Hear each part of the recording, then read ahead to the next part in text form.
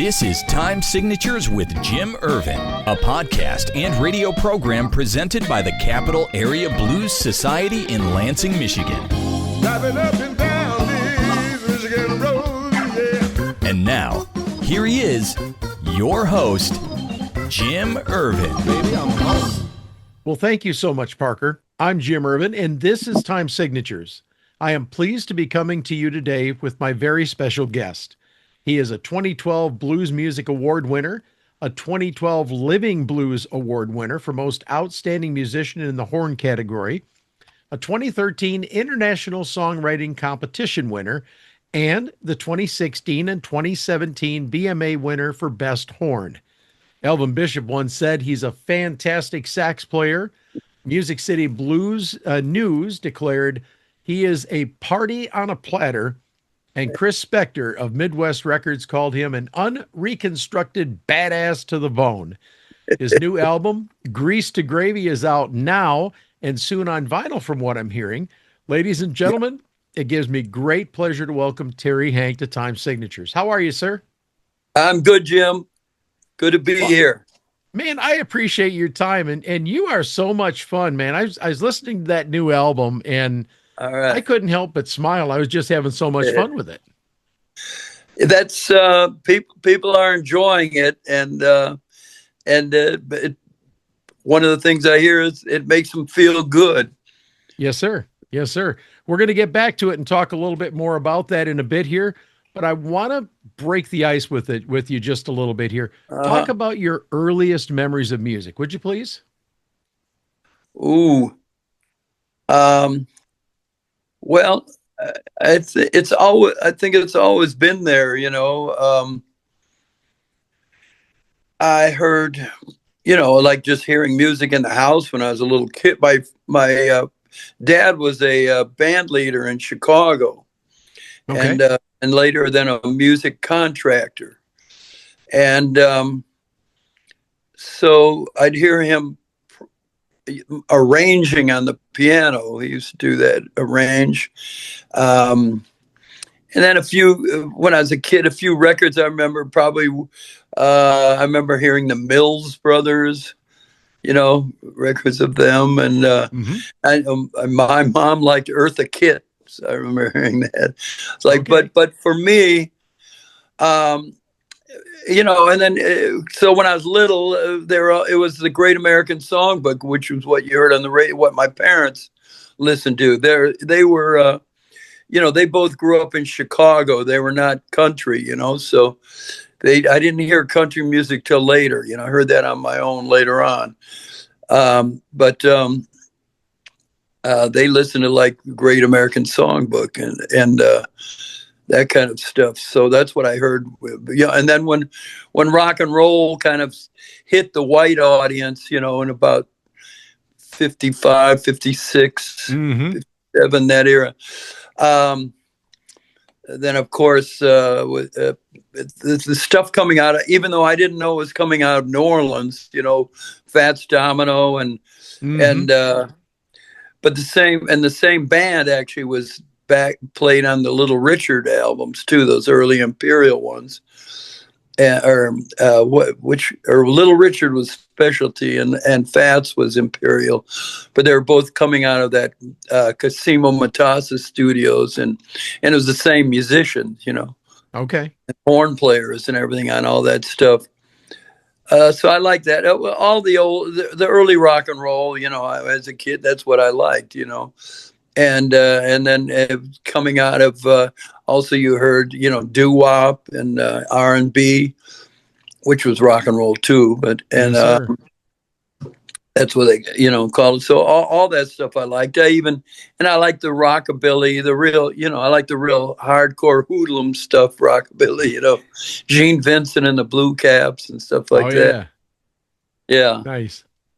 Now, as you were coming up, Terry, were there any particular bands or songs that you just had to hear over and over again? I don't know. I remember there was at a certain point after rock and roll, when I got a little older, than Ray Charles, you know, Ray Charles became a big part of my life listening, you know, I remember, and I wasn't a musician yet. I wasn't playing yet. I didn't get to it till late. I didn't start. I didn't pick up a horn till I was 21, and so I didn't come to that till late. But Ray Charles, I remember right around the time when I was just finishing high school and out of high school, right in that era. Then it really that got to me, and that's when I was. Went from Illinois out to California because I love the ocean, and I had some relatives out there. So I got into surfing and everything, but I liked surf music. I liked it at first because it was different, something different. It was about something actually happening, and surfing was new then. It wasn't a culture that was all over. It was something new, and right. and it was and it was his own thing. It was new. There was no history about it that much or anything. So it wasn't controlled by adults. So,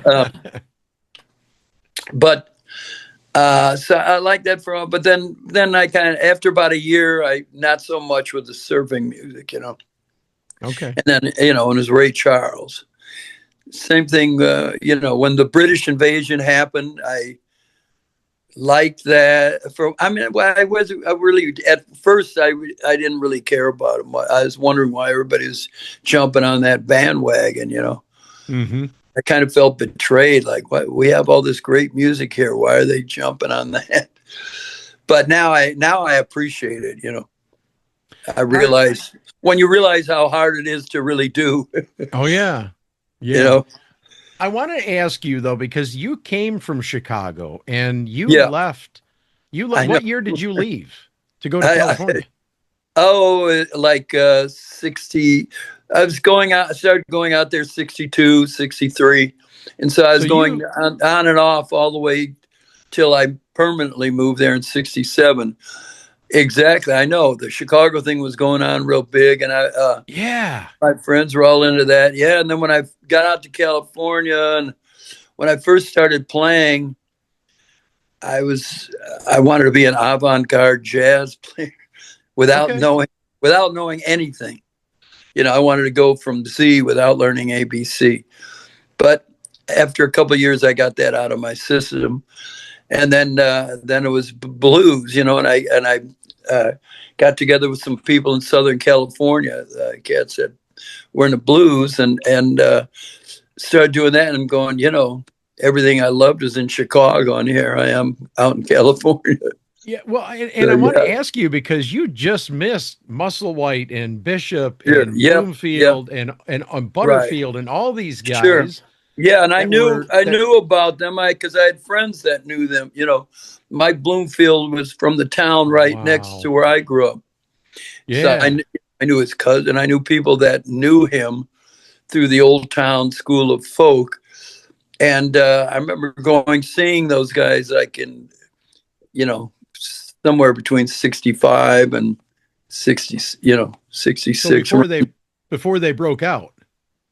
Well, I think they had that first album had come out. They were, they were known, and I went to see them and liked them and everything. But that's when I was still kind of listening to jazz more, and so then later on, that I loved that band, the Butterfield Band, and when I had all the music out of Chicago, But a side note, I did see back in '63, one of those people that did know Bloomfield. Some of that was a little hipper than I was. We all went down and saw B.B. King at the Regal Theater in 1963. Oh wow! Yeah, and that same year I saw Ray Charles there also. And when he's performing in front of his people, and it was at the height. Both of them were at the height of their careers, and I mean, of course, BB. I don't think BB was really known yet by the white audiences. Sure. What a great time to be alive, man. It just blew me away. You see that, and it's like, wow. Yeah. Terry, I want to flip the page. In 1970, you headed north to East Bay and started Grayson Street. Talk about that just a little Yeah. bit, would you Well, please? there's friends of mine down in Southern California. We all decided we'd go up to the Bay Area and seek our fame and fortune. So we piled into two cars. Only one of them made it, and we ended up, first San Francisco, and we checked around, and we decided the East Bay is a place for us. So we ended up on the East Bay, and musically and culturally and everything, I think we decided the East Bay was the place for us. But so we kept. It took till probably 1971 till we really got a band going, and getting gigs. Okay. We went up there like at the end of 69, and then all of 70 was trying to, find people to play with us, Sure. And I really didn't. I was green, I really didn't know a damn thing. But we always had, we had sometimes you just have to have enough naivety and, just be dumb enough to stay in the game and not quit. Right. But so we could find, like I say, we got the band going about 71 Grayson Street. So we're working around, and then we sort of I joined forces with a band from there. Ricky Kellogg was a harmonica player. He was in a band called Sunny Street, and we sort of joined forces, started that band. And then in 72, we met Elvin. He came to one of our gigs, and he had asked both Ricky and I to join, but not together. We separately asked us. So Ricky joined. I said no, and then but Ricky only stayed in Elvin's band for a year, and then he came back to Grayson Street, and then we were going on, and then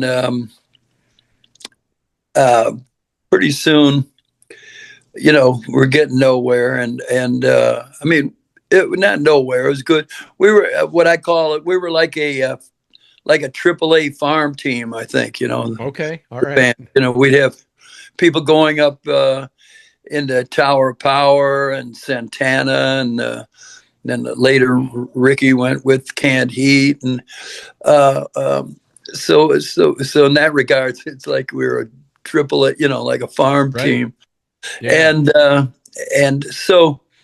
Then in 77, I had, Elvin had asked me once more, and I said no. And finally, I'm going, well, I hope he asks me again, because my life's going nowhere. So he did ask me. He did ask me, and I joined, and I want to go back though to 76.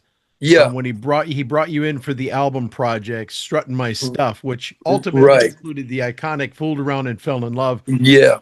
I want to hear about that project. What was that like to be part of that? Well, when I came out there, we were in the studio, and I can tell you about it. Well, Elvin had that song for a while earlier, and I remember him bringing some people over to his house way back, before. And he brought a bunch of people over there and tried to, just try to get something going with it. And I don't think we got anything going with it, unfortunately, then. And then so when we're in the studio there, Criteria Studio in Miami. Okay.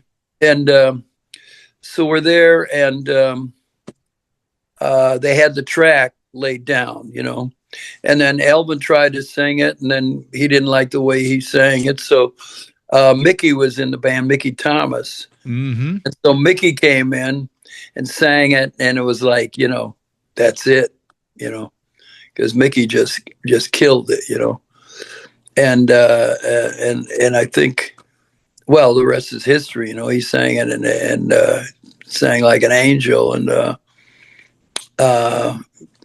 that's how that came about, I get goosebumps when I hear that song today. So I Oh, can right. imagine, It's it was like it's a lightning in a great bottle. song. Yeah. Yeah. So So, after the album was recorded, you were again asked to join the band. You said no. And then you uh, got another opportunity to come on in, what was it, 77 that he asked you and you ultimately yeah, said yeah, yes? right. Yeah, he had asked me again in '77, And you and finally said yes. yeah, hell yeah. I said hell yes, Yeah. and Now, go yeah. ahead. Go ahead. Well, and then that was next 10 years. I left the band for 1 year at one around '83 or something, and then came back. Uh, Wow. So you yeah, you toured with him for 10 years, right. stepped out, and then you came back. You appeared on the 2011 Delta Groove live album, right? Elvin Bishop's Raising Hell Review. No, no, that was before. So I joined right after that. Oh, gotcha. That Okay. I joined right after that. And then Uh, you also were on the legendary Rhythm and Blues cruise, right? well, that was much later. After I left the band in '87, but we always did. I recorded with him after that too on most of his projects. Gotcha. Uh, when he went with Alligator, and I recorded on most of those CDs. But I'd already left the band, and then over the years we've always we've done things together here and there. Sure. Yeah, Well, I want to jump ahead a little bit here. Around the turn of the millennium, you met Chris the Kid Anderson in Norway. And right. my understanding is he accompanied you back to the United States and joined your Well, band. he came back the next year. Okay. He wanted to, I was kind of looking for for a guitar player. I was open for that, and he was just an amazing talent, and a funny guy. Got along with him great, and he knew all about all kinds of music, everything, and he was funny, and so I asked him. I said, "Well, do you want to come back and play with my band?" And he said, "Yeah." So the next year he came over in 2001, and then he played with me for 4 years, and before joining Charlie Musselwhite for a few years, and then went with Rick, who he's still with now, Rick Estrin and the Nightcats, Mm, and then he got his recording going on. Kind of pretty early on, he started getting into that, and then he just taught himself, and now he's everyone wants to record with him. yeah. You guys forged an incredible friendship, didn't you? Yeah, it really, like I said, I think I got more out of it than he did, really. And, I was able to write tunes with him because he would just, you'd have an idea and he was able to get it in your head and get in and know what you wanted, what Sure. stylistically, whatever. And that's because when I write tunes usually in a certain style from an era and a style, and I like having it like that.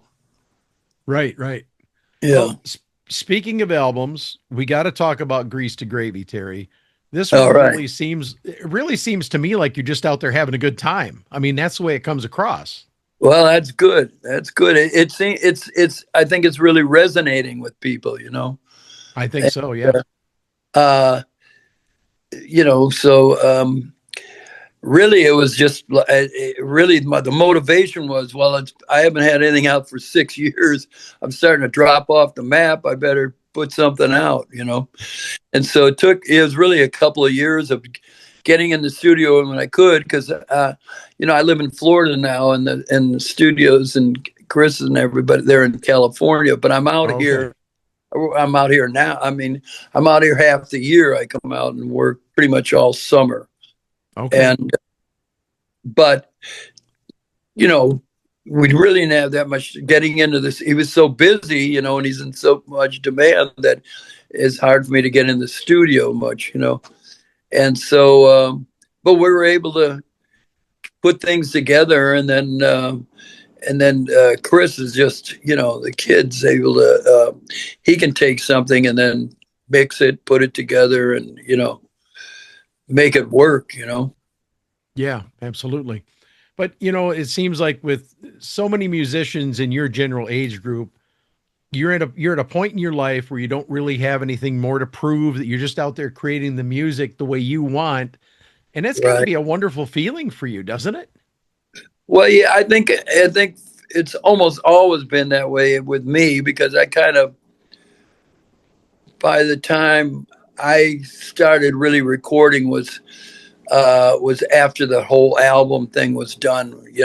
For it was after the era of spending big money on these albums, and trying to make you a star and everything. I that Sure. was, by the time I got into it, it was after that, and then just everybody was putting out CDs, so you didn't have the big productions, the money for the big productions and everything, and yeah, but then all the records I liked, most of them didn't have that anyway. You know what I mean? Right, And right. I mean, well, not true, not all, but a lot of, and especially blues, rhythm and blues. A lot of those things were made, fairly cheaply. I want to ask you, with the COVID pandemic and everything else, when you came back out on the road, Uh, it seems like the music industry has really evolved after the pandemic. Would you agree with that? Evolved or devolved? Well, I would say evolved in the Okay, sense that there's a lot less response, or there's a lot less tying in with labels and things of that nature. yeah. Yeah, I thought that had kind of stopped even before that, in the sort of the whole CD era, whenever people are all putting out stuff independent, in the smaller independent labels, Right. but so yeah, I'm not sure exactly, Okay. yeah. I want to ask you about this. Some people feel a particular way about it. How do you feel the advent of the internet has affected the music industry personally? Oh, well, it's there's there's more opportunity, but then there's less focus on, back in the day, it was, there was big record companies, and they would, Right. you get a contract, and they, you try and get them to spend some money on you and push you, and then if you made it, then they'd keep putting money on you and keep pushing you. Right. Otherwise, it was, hard. If a lot of time, they'd spend 90 grand on a album back then, and then just shelve it. Wow. I can't even imagine. Yeah, I know. I Well, know. Terry, where can folks go to learn more about you, your music, maybe buy some CDs or merch, or book you for a gig? Well, there's a couple things. My website is terryhanck.net, and Okay. that's TERRYHANCK. Okay. That's .net, and they can order CDs from my site, and also you can go to Port Merch, PORTMERCH, portmerch.com, I believe it is. Okay. They're there, and I think that's where at least I get some of that. I mean, yeah, and if you can also download it on all the streaming services, and if you have a subscription, then you get it, you just can download it for free. Understood. But Well, Terry Hanck, it yeah. has indeed been a pleasure to have you on, and I want to thank you so much for joining me on Time Oh, thank Signatures. you, Jim. Yeah. Yeah, all the best to you, and I look forward to All right. seeing You you too. hopefully in or near Michigan real soon. How's that? I'd love to, I'd love to get out there and start playing anywhere. Well, we will put the Right word now, out for I you. mean, I'll be out here all summer, and I've got a lot of, I'm doing a fair right now. We're here for another 2 weeks, And then Okay. then we've got about a month of gigs all over clubs and festivals. One of Sounds the good. Well, bigger ones we're doing is in October. Actually, we're doing the Redwood Coast Music Festival. October, I think 4th or 5th. okay. It's sad. Yeah. But they can look on my just terryhank.net. And we will put the information to get to your website on the information section for this episode. All right. But Yeah. but again, thank you so much for coming on. I appreciate your All time. right. Thank you. Thank you for having me. Yeah. All right. Well, as this episode comes to a close, please allow me to talk to you about the Just Blues Music Foundation. Just Blues is a foundation whose mission is to nurture the soul of the blues with a mission to protect and preserve blues heritage, honoring the originators of the blues and those who continue the legacy of the blues. Just Blues offers many cultural heritage special events, the annual Just Blues Music Awards and Conference, historical blues educational programs for our youth, and so much more. You can make your tax-deductible donation today by visiting justblues.org. That's just without the T.org, and look for the donate button at the top center of the page. And as always, thank you so much for your consideration. And that wraps up this edition of Time Signatures. Once again, my thanks to our guest, Terry Hanck, but more importantly, and also to you, for without you, none of this would be possible. Jim Ervin reminding you that keeping the blues alive is everyone's responsibility, but preserving the history of the blues, one story at a time, is my mission. Until next time, so long, everybody. This has been Time Signatures with Jim Ervin, presented by the Capital Area Blues Society in Lansing, Michigan. For more information on cabs, visit capitalareablues.org. You can find this episode and past episodes at lccconnect.org. The Time Signatures theme song, Michigan Roads, is used by permission and was written by Root Doctor, featuring Freddie Cunningham. You know I'm trying, baby, driving up and down these Michigan roads, yeah. Until next time, keep on keeping the blues alive.